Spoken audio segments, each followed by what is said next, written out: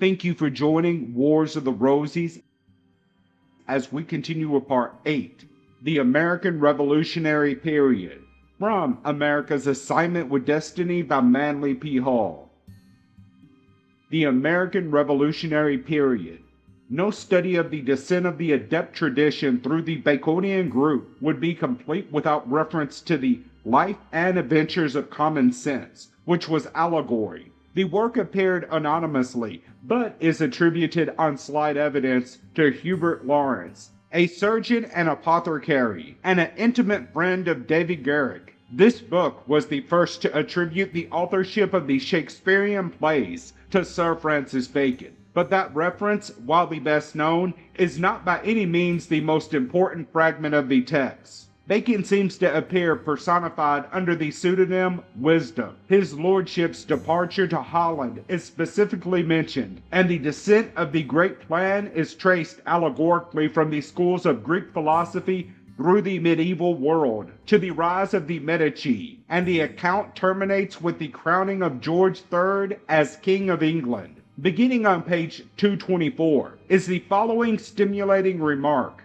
It was a few summers ago that Genius, Humor, and myself took this same magistrate along with us to pass some days at the foot of a certain hill called Parnassus, where we have a small habitation, which we hold of the ladies of the manor, who are the 9 maiden sisters. It would be difficult to ignore this obvious reference to the Lodge of the 9 Sisters, and all that it implies. On page 237 of Volume 2 is a veiled reference to relevant matters. The Royal Club, or Society, as it is called, founded by Charles II, was, at first, filled with men of real science and learning. Wisdom was an original member, but of late years he went so seldom amongst them that they thought proper to expel him for non-attendance. After the expulsion of Wisdom, Genius was desirous of being chosen into this society, and that he might not be rejected on account of his peculiar abilities. He was introduced to them as a grave antiquary who had great knowledge in coins, fossils, and cockle shells. Obviously, Genius in this case represents Elias Ashmole, Esquire, who was the most distinguished antiquary of his time, a world-famous collector of coins, and an accumulator of fossils, shells, and other geologic curiosa. Wisdom, of course, was Bacon, who originated the entire project of the Royal Society. Between January 21st, 1769 and January 21st, 1772, an unknown man using the pseudonym of Junius wrote as a man personally outraged.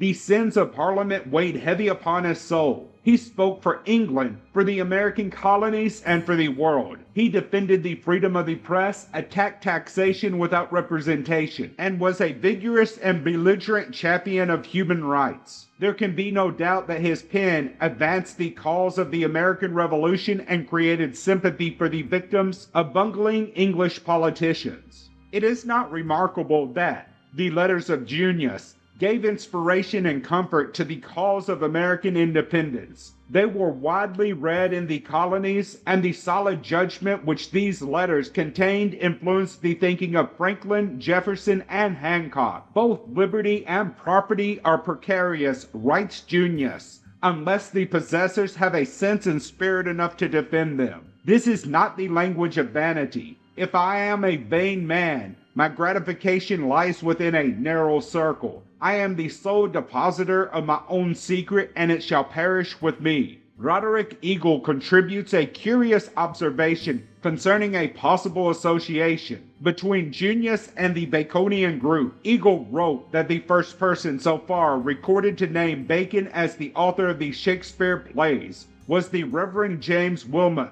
D.D., 1726 through 1808, who was rector of Baron of the Hell in Warwickshire in 1785. This sober scholar of Trinity, Oxford, never married and devoted his life to quiet scholarship. A short biography by him was published by his niece. She made no reference to his Shakespearean Baconian interest, but did attribute to him the letters of Junius. Eagle doubted that Dr. Wilmot was sufficiently close to the political situation of his time. He ministered in a remote hamlet to have written these celebrated letters, but suggested that he may have been a literary accomplice who transcribed the original to throw inquisitive persons, especially handwriting experts, into further confusion. Eagle adds, I have an old engraving showing Junius dressed as a clergyman. He is writing on a sheet of paper which bears the heading, To the King. On either side of him sit two men, one of whom is dictating. Under these portraits have been written Lord George Saxville and Lord Chatham. The same author suspected that Dr. Wilmot was the author of the book, The Story of the Learned Pig, published anonymously in London in 1786. Only one copy of this little book concerned with the transmigrations of a highly talented hog has been discovered. In one of its incarnations, the hog claimed to have written the plays attributed to Shakespeare. The editor of the pig's narrative signed himself, Transmigratos. The true portrait of an unknown man. From an engraved title page of an early edition of the Letters of Junius.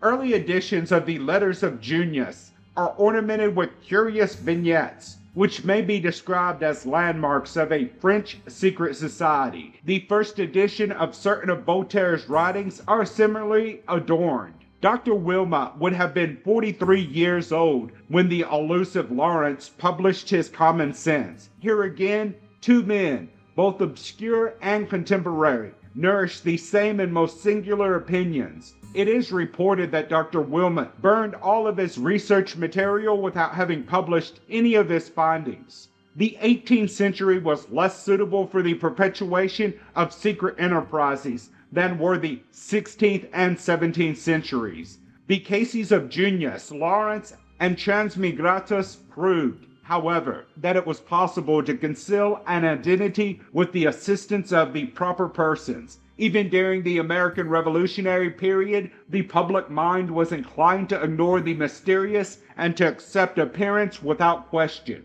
Most historians have merely perpetuated popular traditions and have sought no reasonable explanation for extraordinary events. Freemasonry of the 18th century cannot be estimated in terms of the modern order. Masonic scholars were still dabbling in the systems of the ancient mysteries, which dominated classical antiquity. The esoteric side of the rites and symbols was impressive to scholarly minds, and the Masons regarded themselves as the responsible custodians of a vast project dedicated by earlier adepts to the emancipation of humanity from ignorance and tyranny. The obligations of the Mason became his principal allegiances. There was growing resentment in the colonies against the English crown, and the local administration offended the thoughtful. Dedication to principles gained importance, where there were few causes worth supporting. Masonry also successfully bridged many religious differences and discords. The brethren could practice Christian principles without emphasizing theological differences, thus supplying a spiritual horizon necessary to offset the conflict of sects.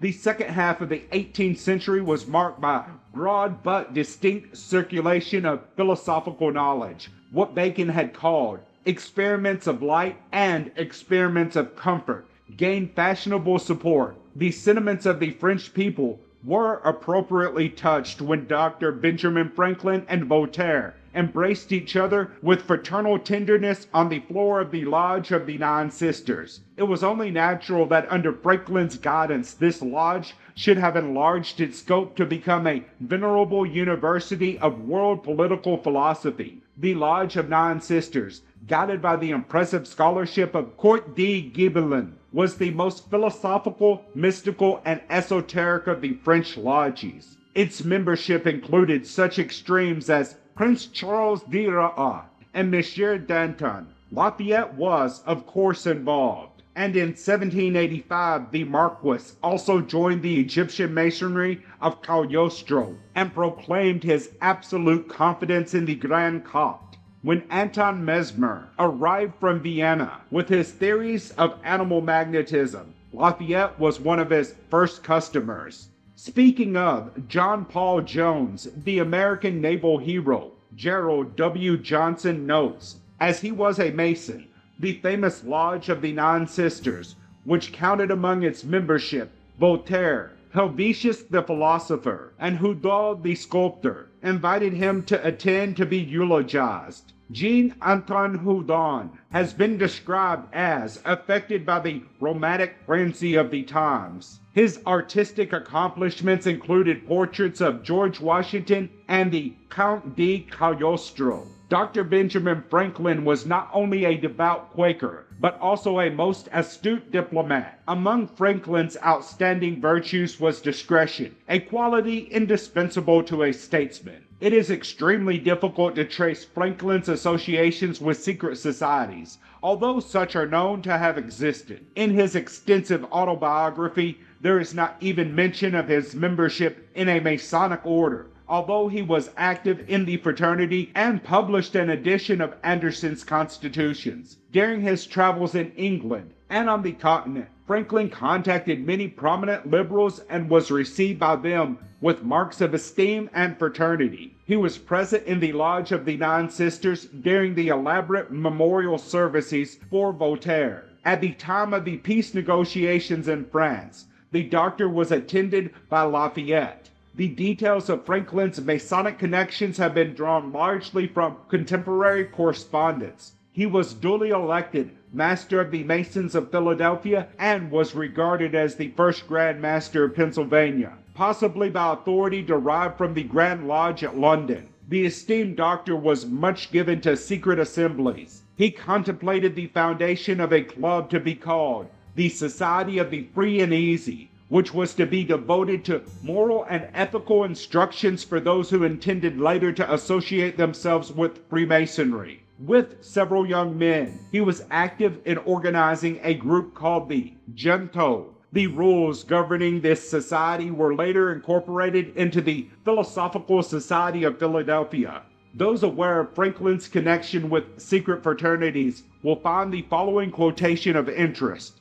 There seems to me at present to be a great occasion for rising a united party for virtue, by forming the virtuous and good men of all nations into a regular body, to be governed by suitable good and wise rulers, which good and wise men may probably be more unanimous in their obedience to, than common people are to common laws. I at present think that whoever attempts this aright, and is well qualified, cannot fail of pleasing God and of meeting with success.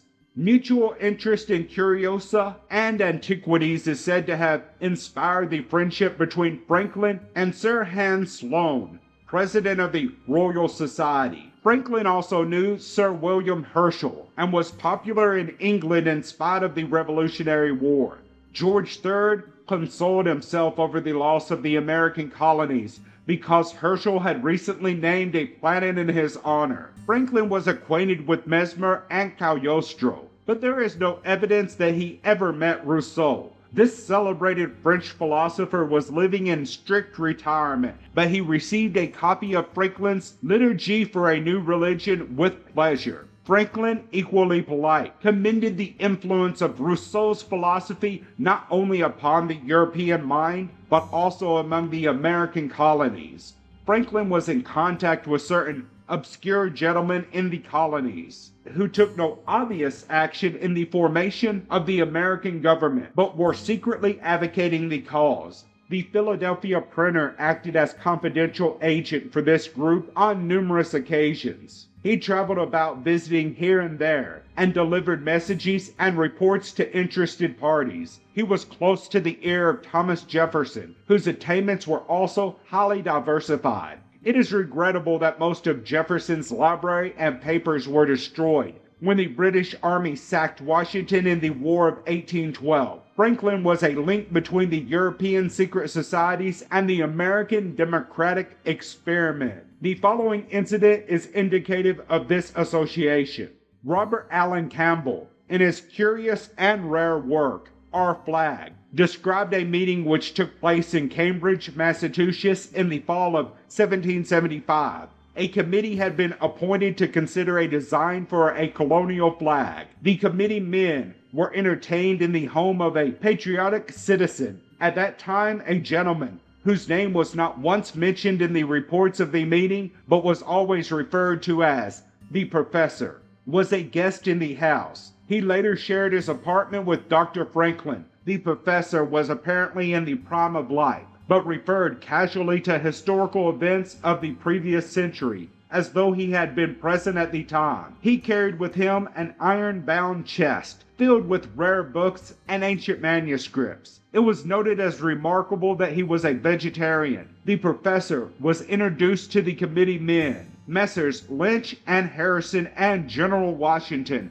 as the group assembled for dinner. When Dr. Franklin was presented, the professor was especially cordial, and as they shook hands there was an instantaneous, a very apparent, and a mutual gratification recognized. The professor dominated the meeting, and his recommendations for the colonial flag were immediately accepted. There can be no doubt from his words that he was associated with esoteric societies. Later on in the evening of December 13th, 1773, Dr. Franklin, General Washington, and the professor spent most of the night in earnest comparison concerning the momentous question in which they each and all had such vital interest. On this occasion, the unknown gentleman predicted that the new American nation would soon take its place among the recognized governments of the world. The identity of the professor was never discovered, and there were no further references to him. From Haydn's Washington and His Compeers. George Washington, at the age of 64 years, wearing Masonic sash and apron, and the collar and jewel of past master of his lodge, painted from life. There is no documentary evidence known to be in existence regarding the initiation of General Lafayette or the lodge in which he was raised. This uncertainty led the Grand Lodge of Pennsylvania to appoint a committee in 1824 to verify the facts. The investigation satisfied the committee that Brother General Marie-Jean-Paul Joseph, Washrives Gilbert du Mortier, Marquis de Lafayette, was a Mason in good standing, and he was enrolled as an honorary member of the R.W. Grand Lodge, Free and Accepted Masons of Pennsylvania. The Marquis revisited America in 1784, called upon George Washington at Vernon, and on this occasion presented Washington with a beautiful white satin apron, elaborately embroidered with Masonic emblems in red, white, and blue, the handiwork of the Madame, the Marquise de Lafayette. Washington wore this apron when he was present at the Masonic ceremony on the occasion of the laying of the cornerstone of the District of Columbia. From Haydn's Washington and His Compeers. Washington's Masonic apron, embroidered on white satin by Madame Lafayette and presented in 1784.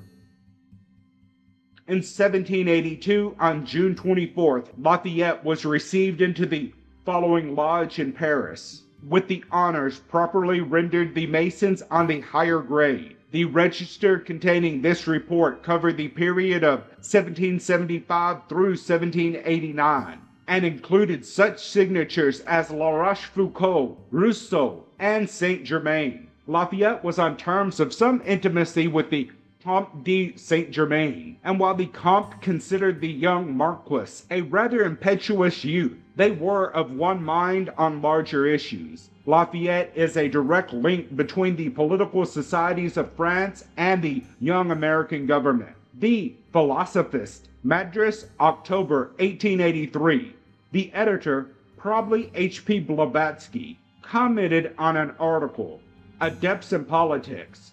She writes, "Yet it is as certain, though this conviction is merely a personal one, that several brothers of the Rosy Cross, or Rosicrucians so-called, did take a prominent part in the American struggle for independence, as much as in the French Revolution during the whole of the past century. We have documents to that effect, and the proofs of it are in our possession. It is our firm conviction, based on historical evidence and direct inferences from many of the memoirs of those days, that the French Revolution is due to one adept. It is that mysterious personage, now conveniently classed with other historical charlatans, i.e., great men whose occult knowledge and powers shot over the heads of the imbecile majority, namely, the Count de Saint Germain, who brought about the just outbreak among the paupers, and put an end to the selfish tyranny of the French kings, the elect, and the Lord's anointed. And we know also that among the Carbonari, the precursors and pioneers of Garibaldi, there was more than one Freemason deeply vested in occult sciences and Rosicrucianism. Anderson's Constitution of Freemasonry was published exactly 100 years after the appearance of the great Shakespearean folio in 1623. In 1730, Daniel Coxey of New Jersey was appointed Provincial Grand Master of the provinces of New York, New Jersey, and Pennsylvania by His Grace Thomas, Duke of Norfolk, Grand Master of the Premier Grand Lodge of England. Benjamin Franklin became a Mason in 1731 and was Provisional Grand Master of Pennsylvania in 1734. George Washington took his first degree in the lodge at Fredericksburg, Virginia in 1752. The early American lodges met in taverns or inns, and the first Masonic temple in America was built in Boston in 1832. It cannot be learned that Thomas Paine was a Mason. Although he wrote an essay dealing with the origin of Freemasonry, he attempted to trace the fraternity to the Celtic Druids. Of Masonry, George Washington wrote in 1791, being persuaded a just application of the principles of which Freemasonry is founded must be promotive of virtue and public prosperity. I shall always be glad to advance the interest of this society and be considered by them a deserving brother. It is believed that the Boston Tea Party was arranged around a chowder supper at the house of Bradley brothers, who were Masons, and that Mother Bradley kept the water hot so that they could wash off their disguises. Who were these Mohawks, Sons of Liberty and Paine and Gere? Ask Madison C. Peters. Freemasons, members of St. Andrew's Lodge, led by the junior warden, Paul Revere.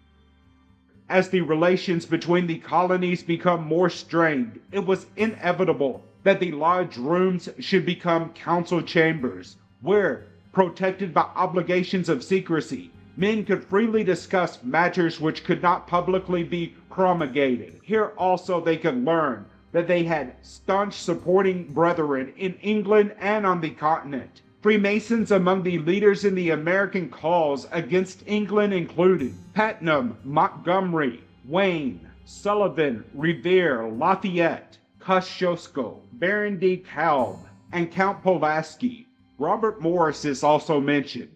The Grand Master of the Masonic Lodges of France at that time was the Duke of Chartres, and the Duchess was the leader of the adoptive lodge of Women Freemasons. The head of another feminine lodge was Madame Helvetius, Franklin's friend and hostess. The Women's Lodge supplied John Paul Jones with funds for a ship. His famous vessel Bon Homme Richard was named in honor of Benjamin Franklin, and whose Poor Richard's Almanac. Jones had read the maxim, "If you would have your business done, go yourself, if not, send." The First Continental Congress, on the motion of George Washington, selected Peyton Randolph, past Grand Master of Masons of Virginia, to preside over its deliberations. Later, John Hancock, another Mason, succeeded him. It was Hancock who signed the Declaration of Independence, with a signature so bold that the King of England could read it without spectacles. It is believed that Thomas Jefferson became a Mason in France. Of the 56 signers of the Declaration of Independence, merely 50 were Masons. Only one is known with certainty not to have been a member of the order. At Bunker Hill on June 17, 1775, fell General Joseph Warren, Grand Master of the Massachusetts Grand Lodge. There is a report, unverified, that George Washington personally made Lafayette a Mason in Military Lodge number 19 at Morristown, New Jersey. Frederick Wilhelm August Heinrich Ferdinand, Baron von Steuben, who received the first offer of surrender from Lord Cornwallis at Yorktown, was made a Mason in New York State. He had been aide-de-camp to the King of Persia. Other Masonic leaders included General Nathaniel Greene and Major General Henry Knox. All but two of Washington's brigadier generals were Masons, as was Ethan Allen of Green Mountain Boy fame. Of the 55 members of the Constitutional Convention, all but 5 were Masons.